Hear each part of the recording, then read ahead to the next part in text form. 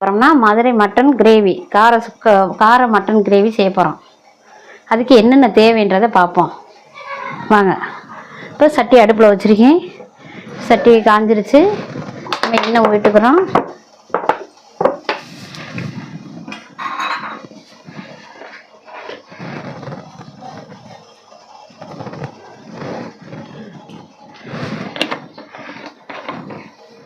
ஒரு 50 எண்ணெய் அளவுக்கு விட்டுருக்கோம்.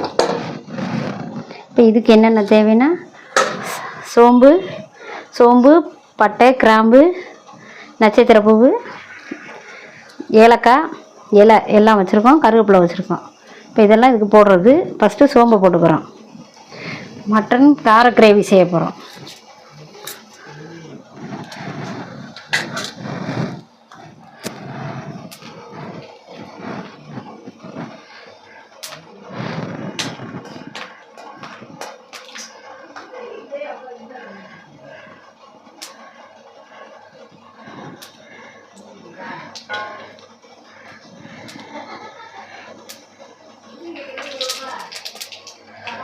சோம்பு இடிக்குது. கடுகு போட வேண்டியதில்லை. அடுத்து வெங்காயம் ஒரு 200 அளவுக்கு. ஏன்னா வெங்காயம் கிரேவிக்கு நிறையா போட்டிங்கன்னா நல்லாயிருக்கும். சின்ன வெங்காயம் உரித்து நறுக்கி கழுவி வச்சுருக்கோம்.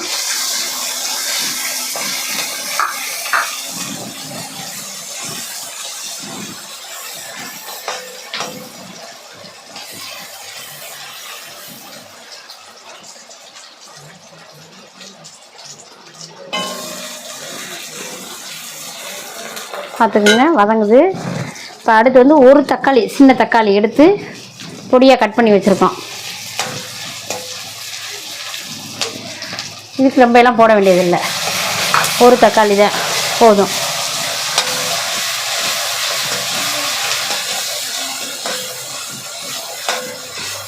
வதங்கிடுச்சு. ஏன்னா இது முன்னாடியே போடக்கூடாது. போட்டோம்னா கருகலாக ஒரு மாதிரி ஆயிரும்.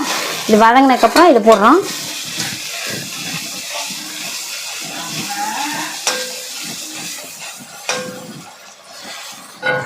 நல்லா வதங்குது பாருங்கள். இப்போ வதங்கையில் 2 ஸ்பூனு இஞ்சி பூண்டு சீரகம் 3 போட்டு அரைச்சி வச்சுருக்கேன்.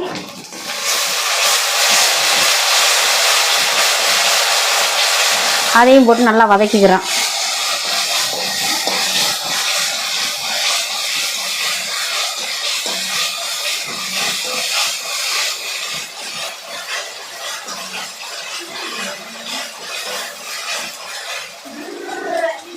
எப்பயுமே இஞ்சி பூண்டு நம்ம வீட்டிலேயே போட்டு சீரகம் போட்டு அரைச்சி வச்சுக்கிட்டோம்னா அந்த மட்டன் குழம்புக்கு, மட்டன் கிரேவிக்கு, இதுக்கு மட்டன் சுக்காக்கு இதுக்கெல்லாம் நல்லாயிருக்கும். நம்மளே வீட்டில் போட்டு அரைச்சி வச்சுக்கிட்டோம்னா. இப்போ இஞ்சி பூண்டு நல்லா வதங்கிருச்சு. அப்புறம் பார்த்துக்க ஏங்க ஒரு 5 நிமிஷம் ஆன் பண்ணு. இப்போ இது நல்லா வதங்கிருச்சு. இப்போ மிளகாத்தூள் 2 ஸ்பூன் எடுத்து வச்சுருக்கேன். சின்ன ஸ்பூனு தான், பெரிய ஸ்பூனில். காரத்துக்கு ஏற்ற போட்டுக்கோங்க. காரம் எங்களுக்கு கொஞ்சம் தேவைப்படுறவங்க போட்டுக்கோங்க. அதில் அடுத்து மஞ்சத்தூள் ஒரு சின்ன டீஸ்பூன் அளவுக்கு தான். அதையும் போட்டுக்கின்றோம். இந்த பொடி சாம்பார் பொடி. இது சாம்பாருக்குன்னு எனக்கு தனியாக அரைச்சி வச்சுருக்க பொடி. இதில் 1.5 ஸ்பூன் எடுத்து வச்சுருக்கேன். அதையும் போட்டேன். இப்போ இதெல்லாம் நல்லா போட்டு வதக்கிக்கிட்டு இருக்கோம். இது இங்கிட்டு வதங்கிக்கிட்டு இருக்கையிலேயே இந்த பக்கம் நான் குக்கரில் என்ன பண்ணியிருக்கேன், இஞ்சி பூண்டு சீரகம் போட்டு வெங்காயம் போட்டு வதக்கி சோம்பு போட்டு வதக்கி வேக வச்சுருக்கோம். இங்கே பாருங்கள் வெந்துருச்சு.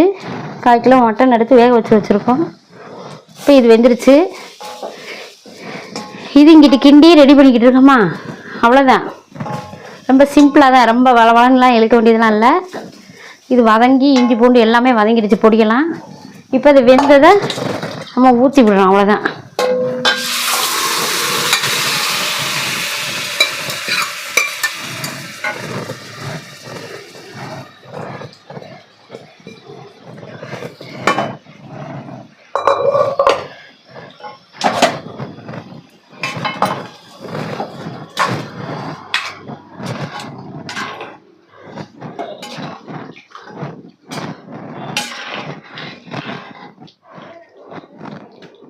இது வதங்கட்டும்.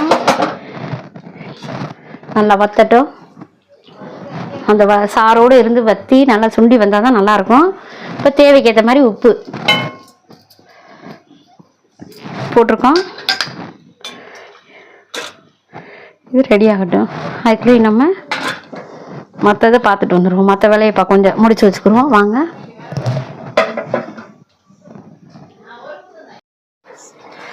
பாருங்கள், மட்டன் கார சுக்கா நல்லா ரெடி ஆயிடுச்சு. கிறிஸ்பியாக நல்லா பார்க்கவே அட்ராக்ஷனாக இருக்குது. பாருங்கள் நல்லா வற்றி வந்துருச்சு. அடுப்பு அமர்த்தியாச்சு, ரெடி ஆயிடுச்சு. இனி சாப்பிட்லாம்.